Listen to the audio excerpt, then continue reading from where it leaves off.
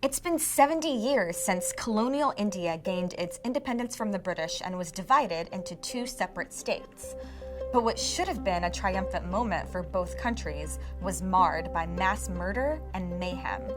The tension between Hindu-majority India and Muslim-majority Pakistan is something that has existed since the beginning of independence for these two countries. Given the recent 70-year anniversary of this event, we were wondering, how much has actually changed since August 1947? Hi everyone, I'm Versha, and today we're going to discuss the legacy of the partition and how it's still affecting the Republic of India and the Islamic Republic of Pakistan to this day. Before independence, India was ruled by the British for nearly 200 years. First by the British East India Company, a trading organization, and then by the official crown of the British Empire. There was a long sustained movement for independence in India, led by different revolutionaries through the entirety of the British reign.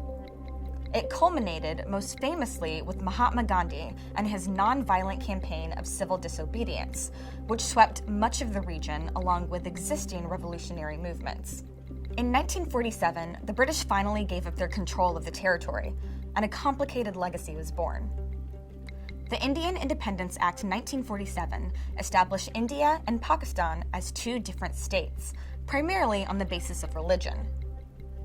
Muslims in British India had been pushing for their own Muslim nation for years by that point, which was something the Hindu nationalists in India had no problem with. But it was hardly as easy as drawing lines on a map. The actual act of partition was a brutal, complicated mess involving the displacement of about 14 million people across several provinces. Sectarian groups who were angered by the transition and displacement often attacked each other, leading to many massacres among Hindus, Muslims, and Sikhs. Over 1 million people died during this period. And India and Pakistan almost immediately began fighting over territory, particularly in one region that still remains a major conflict point today, Kashmir. Just a few weeks after independence, the two newly sovereign countries were at war. The First Kashmir War, also known as the Indo-Pakistani War of 1947, was launched because both sides claimed Kashmir. Since 1947, India and Pakistan have fought two wars and many armed conflicts over Kashmir. There's a debate over whether the conflict of 1999 was an actual war. It is sometimes referred to as such as India and Pakistan, though there was no official declaration of war from the governments.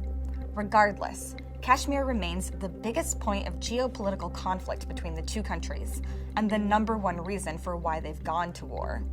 Today, control of the region is mostly split between India and Pakistan. Though they've agreed to ceasefires before, skirmishes remain, including deadly militant attacks on soldiers in recent years.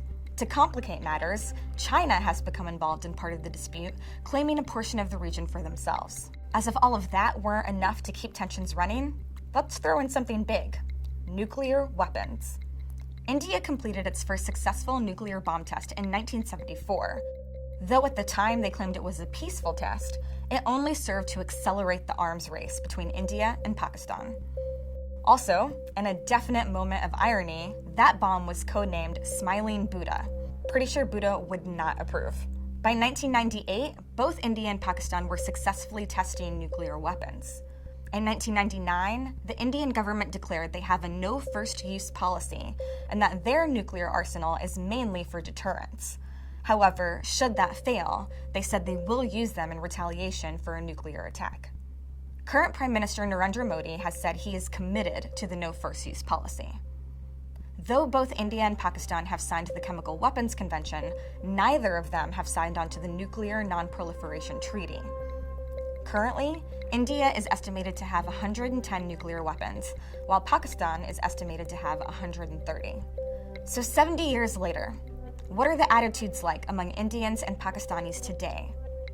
According to the Pew Research Center, 6 in 10 Indians say Kashmir is still a huge problem, while a majority of Pakistanis consider India, quote, a more serious threat to their country than Al-Qaeda or the Taliban. Over the years, there have been times where attitudes among Indians and Pakistanis improved toward each other. But in recent years, both countries have seen a trend. People are increasingly negative again in their views of the other.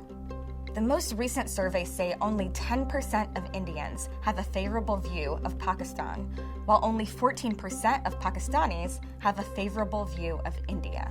With numbers like that, it's clear the two neighbors still have a long, long road ahead. The history is clear.